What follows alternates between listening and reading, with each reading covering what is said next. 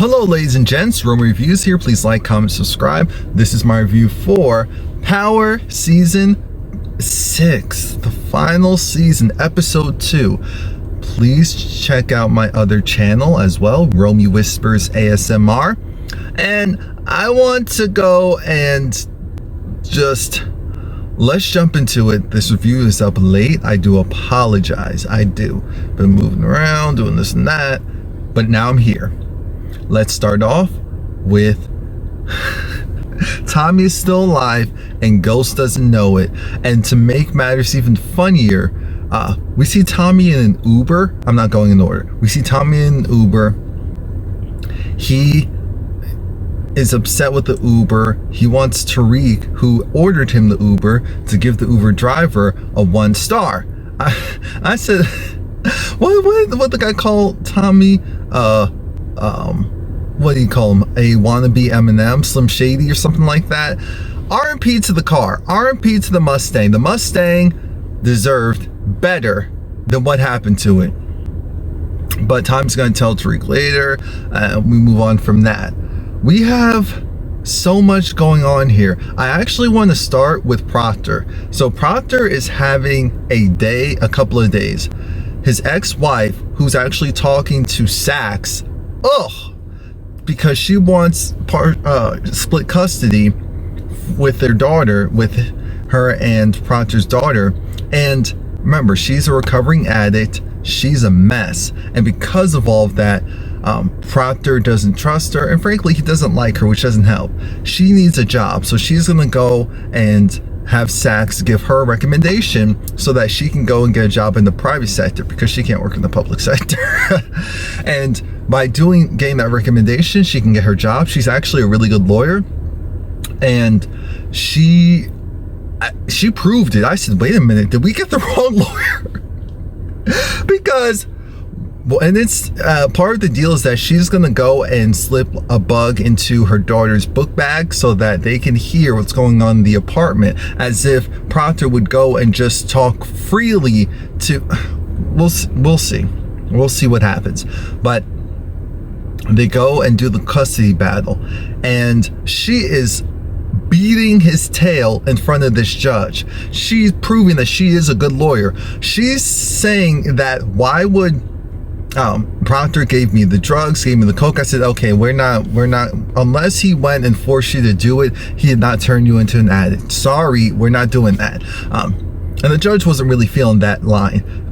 But the judge was listening when it's just like, okay, and Proctor, due to his family ties, because Proctor does have family that's a part of that lifestyle and the illegal stuff. And so there is part of that could become an issue, but the judge wasn't really hearing it. Proctor was trying to say, look, she just recently got clean. She's a mess. She couldn't hold on a job, but she and that's when she said, yes, I do actually have a job. And it's just, what ends up happening, but she was talking circles around Proctor, which made me nervous.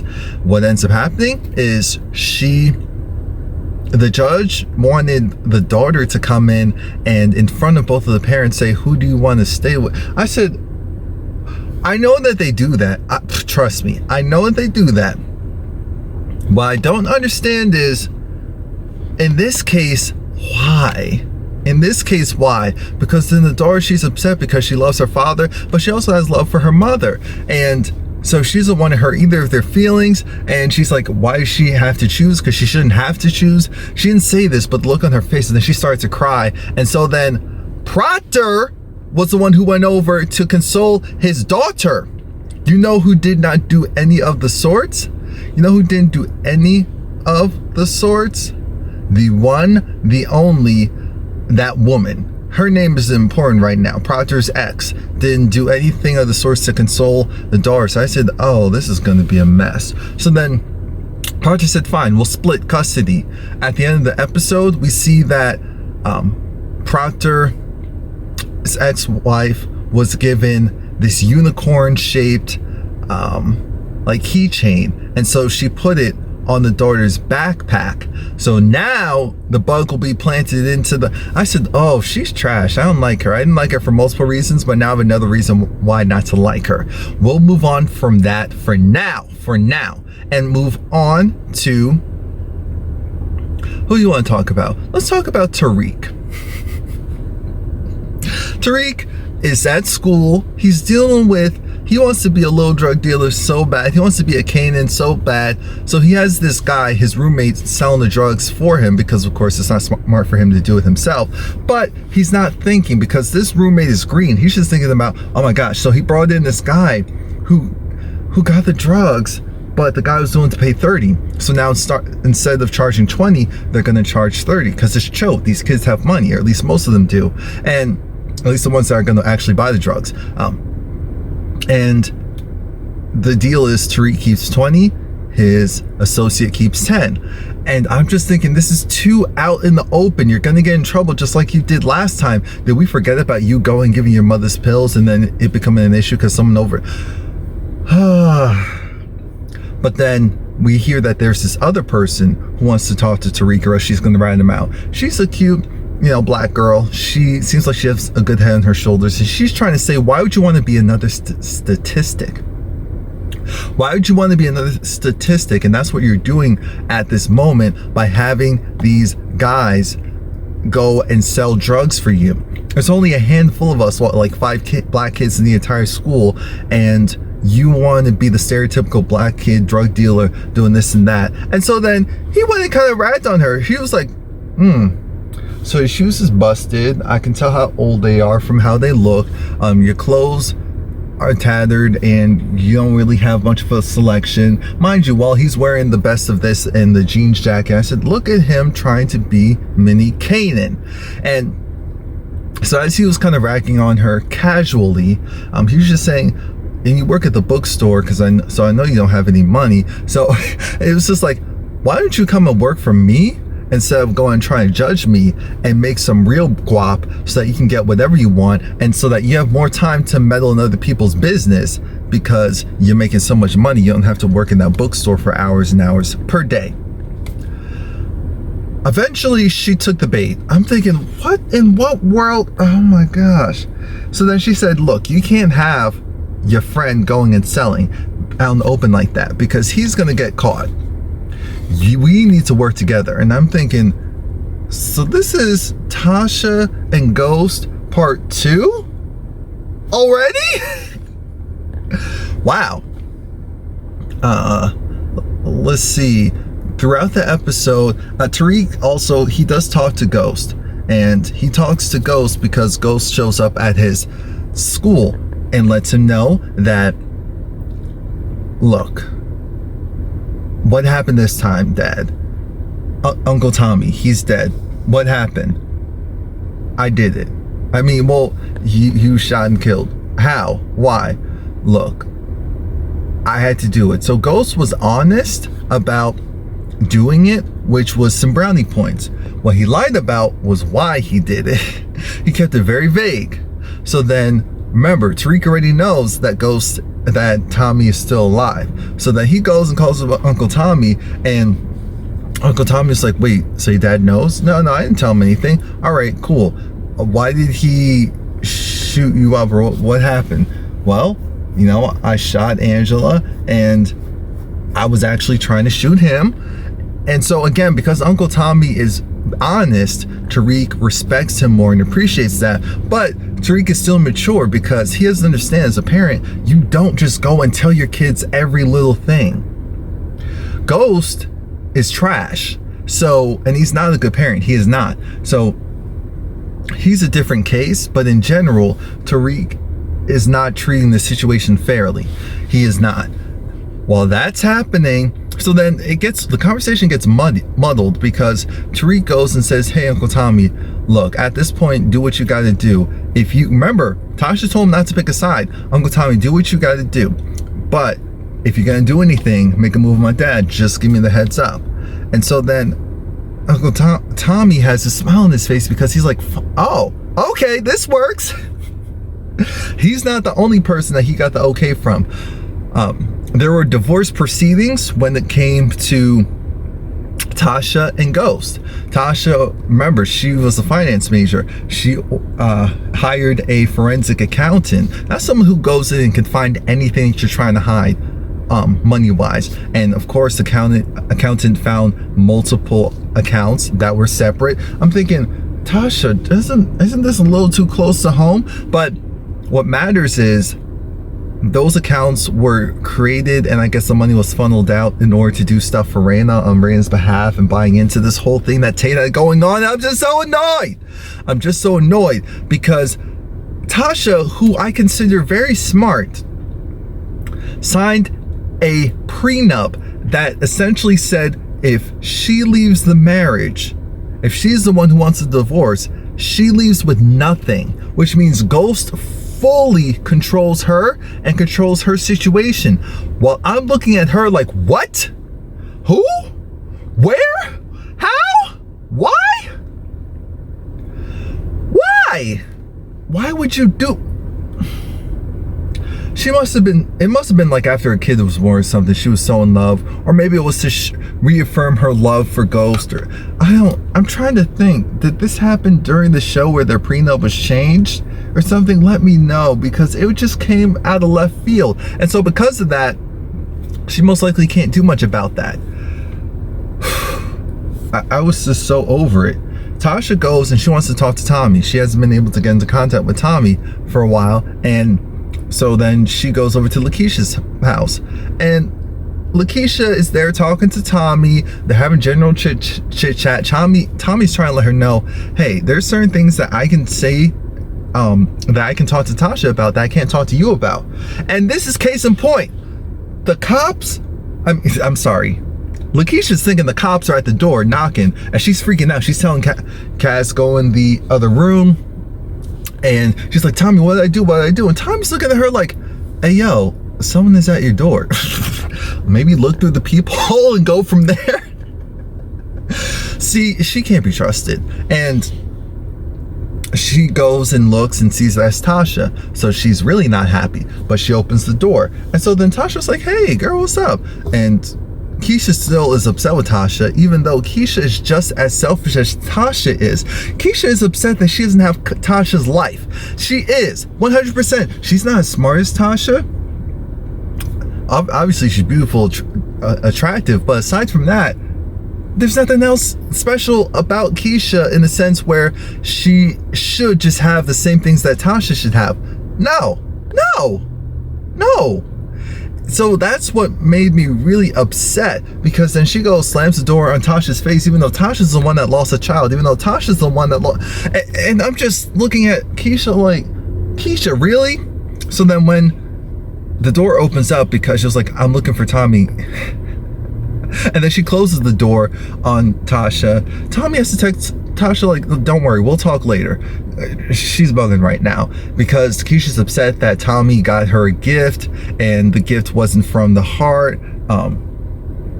It was thanks to Tasha's advice, and I'm just like, Keisha, shut up. So Tasha and Tommy meet up later on, and I thought that they were in a car. I was so confused. I'm like, wait, he already got another car, but isn't he supposed to be laying low? They're in this car and they're talking about Keisha and how she's very unsure about, you know, Keisha and how she is at the moment. But if Tommy goes and gets her stuff, Keisha is a hood chick.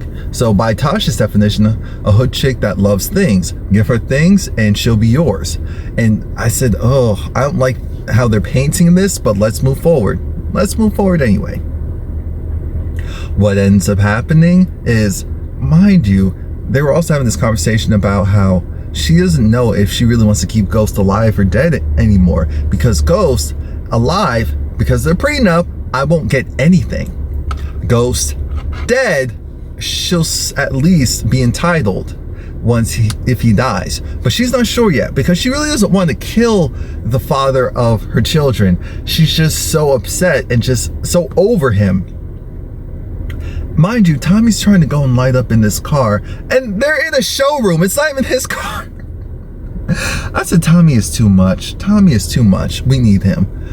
You have to kill. If you're going to kill him, it has to be towards the end of the season. That's the only way this could work. He's the only one that can bring that type of lightheartedness. Now, throughout the episode, Paz is trying to get things together for Angela's funeral. She still doesn't have the money. The money hasn't been distributed out. Sax isn't really good at his job, so the money is still in limbo because her benefits is still in limbo. Because Paz doesn't know this at the time, but Angela was being investigated and was eventually potentially going to be arrested for her parts in all of this. Paz does not know that at this time. So she's kind of looking at Sax like, yo, what are you doing? And she finds this, I'm assuming it was in Angela's office, which I'm thinking, shouldn't the building or the organization take hold of the possessions and then give it out to Paz? Like, some of this stuff just didn't make sense to me, but it's fine. It's fine for now. Excuse me. Paz was able to go and find the phone. At first I said, that doesn't look like the phone that James and Angela were talking on. No, it's actually the phone that Tasha and Angela were talking on. So she originally texted thinking that it's James and saying, hey, let's talk. You at least owe me that. And it was like, okay, when and where? So then the meetup happens, but it's actually Tasha. And it's a good thing it was Tasha, because again, Tasha is so smart and so manipulative. Tasha decides, hey, let me start with this. I apologize. I'm so sorry that this happened. And I understand, her husband's trash, her husband's whatever. Here's the thing. I know you're thinking about if you're going to turn in this phone, what you're going to do. Your sister was a part of this lifestyle. She actually helped get us all off. I'm sure she didn't tell you this, but she absolutely helped to get us all off. And if you go against what she did, they will wring her through the mud. Her reputation, what she worked so hard for, and remember, she did care about that at one point, will go down the tube. And that's how people will remember her. So because of that, that made Paz think, like, am I really gonna risk something positive that could be left out of this for my sister as far as her reputation? Or am I gonna go based off of emotion and, potentially sell out James St. Patrick? Paz goes to the funeral, so it's around time of the funeral, and so this guy says, oh, don't worry, the funeral's already paid for. Now, if memory serves me right, for some reason I'm like, I feel like they said a guy. I don't know if it was 100%, it was like a guy came already paid for it. So then she reached out to James. James did not pay for it because not reached out, but asked, was it James St. Patrick? No, because James was offering money before. James doesn't have that money anymore. We'll talk about that in a little bit. No.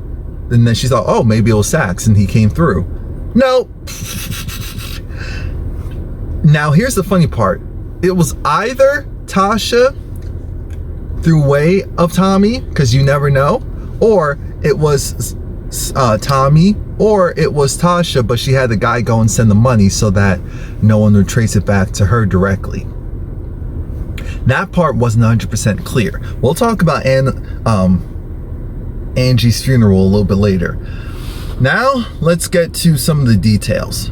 Let's get to how James was so distraught for a moment, thinking that, oh my gosh, he really killed Tommy, because he was lying to Tasha, saying that, oh yeah, he'll let it go. They're okay. They'll make up, even though he's thinking that he killed Tommy already. James is trash.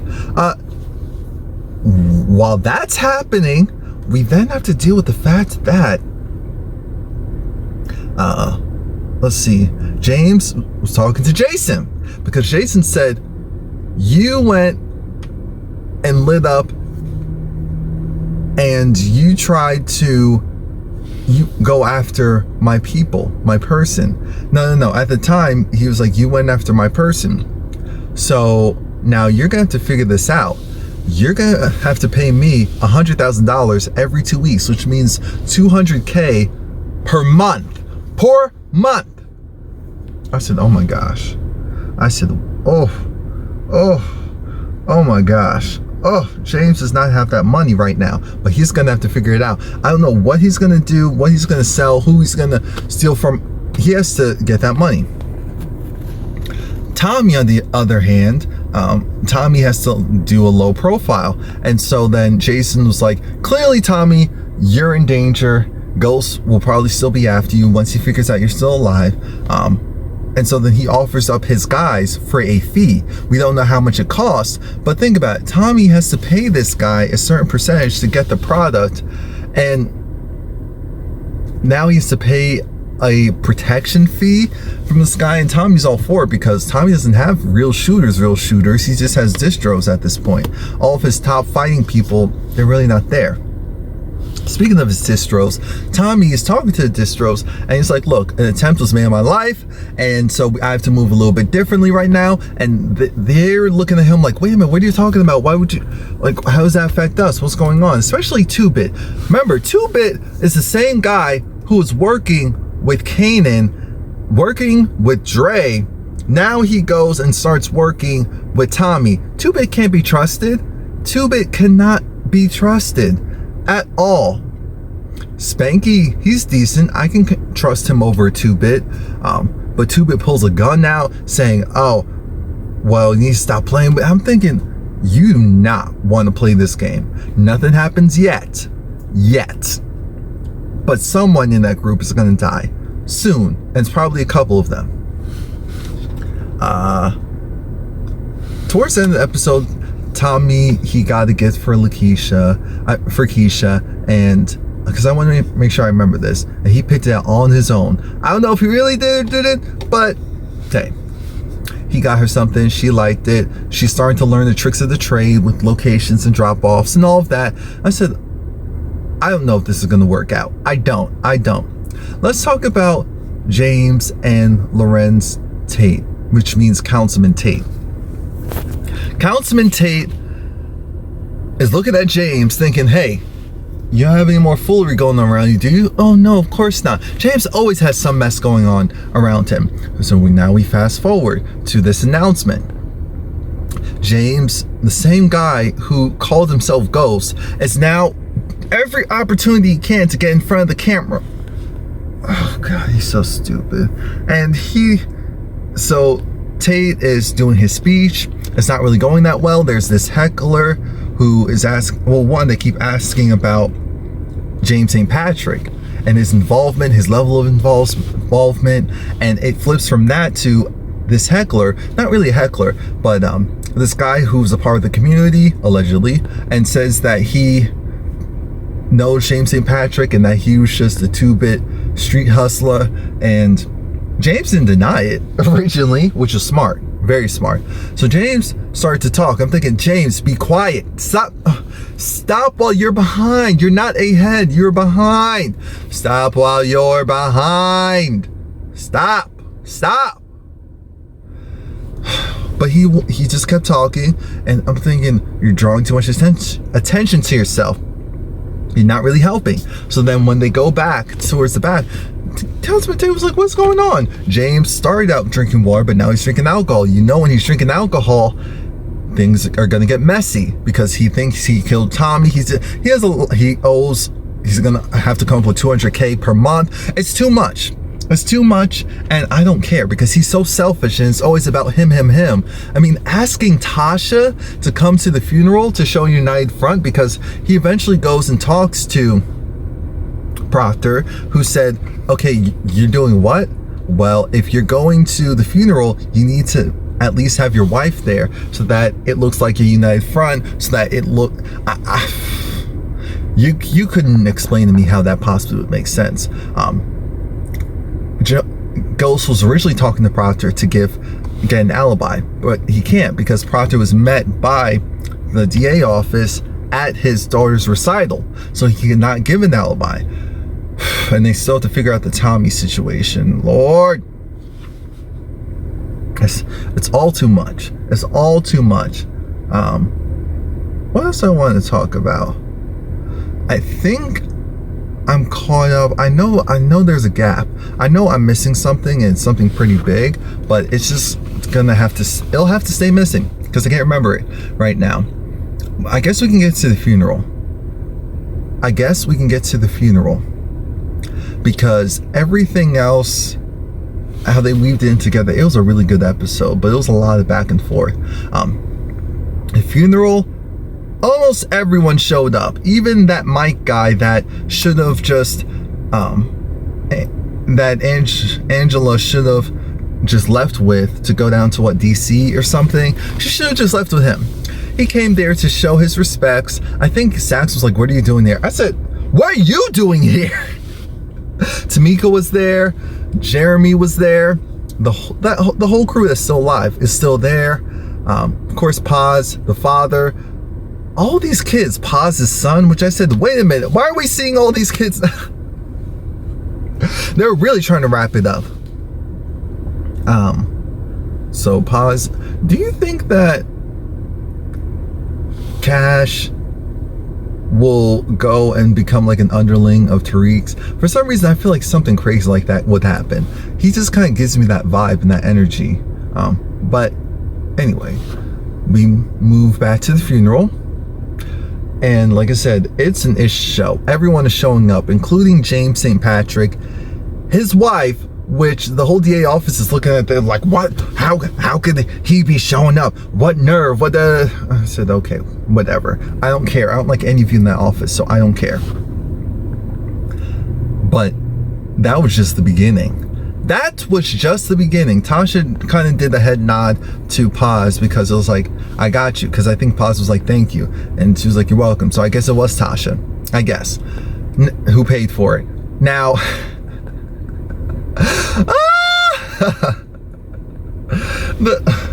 when Tommy was the last person to show up, and Tommy, he just casually walked through. Ghost looked like he was about to die. Oh my God. Tommy is so ignorant. He kissed Paz and he showed love to Angela's father. I'm thinking, you're the reason why she's dead. Tommy is awful in the best way. But it's so real. That's how it happens in real life. Your enemy right next to you, right next door. And so Ghost was looking like, wait a minute. Tasha, did you know that Tommy is still alive? And Tasha said, Oh God, this is too much. This is too much. And I think the last thing was that Ghost was asking Jason, wait a minute, why didn't you tell me that Tommy was still alive? Why would I tell you that Tommy is still alive? Why would I tell you Tommy's still alive so that you two can go after each other and kill each other? No.